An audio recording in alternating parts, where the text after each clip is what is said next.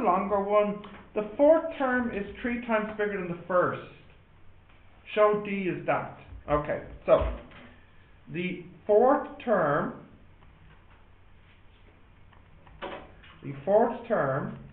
is 3 times bigger than the first. So that means A plus 3D equals 3A.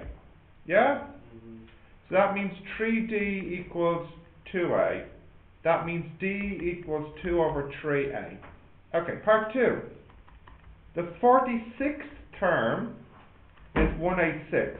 Find A and D. So that means that A plus 45D equals 186. But if I put that in, I get A plus 45 times 2/3 A equals 186. So that means A plus 30A equals 186. That means A is 186 over 31. What's that? 7? 6. Which means that D is 4. What? It's not 6. It's 6. 186 divided by 31. 666. What 8 6? Because you read 1 6. No, that's an 8. That really is an 8. I'm so sorry. 8. Okay. Right. Fine. B part 1. A is 1,000 and S infinity is 2500. So that means A over 1 minus R equals 2500. That means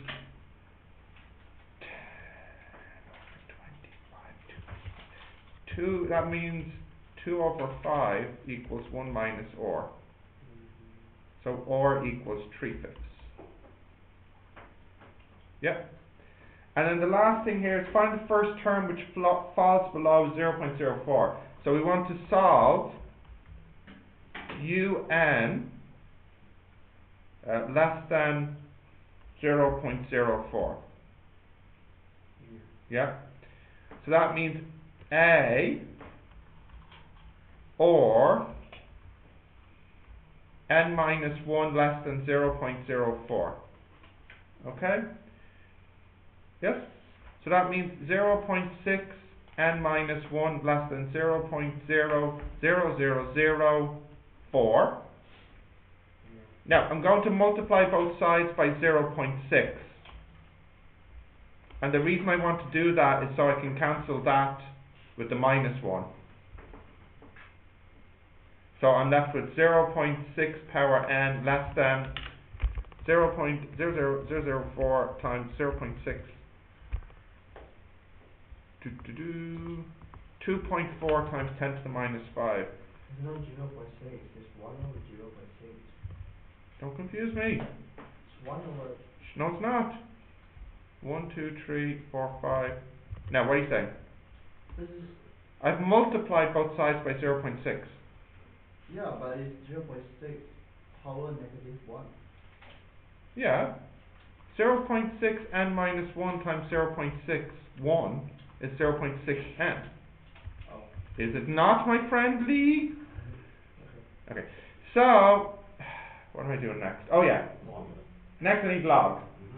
So I have log here. Let me make a bit of space so I put log here, bring that down in front, and then I divide, and I flip. Why do I flip? What? Negative. Yeah, the log 0.6 is negative. So log 0.00024 over log 0.6. 20.82. So n must be bigger than 20.82. But remember, n can only be natural number. So that means n must be bigger than or equal to 21. So 21 or later is when this happens. How many marks? 4, 5, 6, 7, 8, 9, 10, 11. You have to find the first term. Oh, did I not do? No. You have to find first term then. No. 0.04. No, this confuses students all the time. You understand in English that words can have more than one meaning. Huh? Okay. But this is not finding n. This is the first term. No, listen, my friend, listen to me. I've done this for many, many years. Every year, this sentence confuses people. I understand why it confuses you. I understand. When they say, find the first term, which falls below 0.04, they mean, what is the smallest nth value so that the un is less than 0.04. This first term has nothing to do with the a. Mm-hmm. 9, the first number. Yeah, okay. This is the n. I know, I understand what you're saying. How do we know it's the n and not the un? Is that basically the question? It's a good question, actually. I think the reason is less to do with grammar and more to do with maths. We identify the term in a sequence by its n value, not its number value. So when I actually ask you to find a term, in that meaning is find the nth position rather than the value of the term. No, it's a good question. It's less of an English thing and more just of a maths practice thing. We identify it by its nth value. Okay.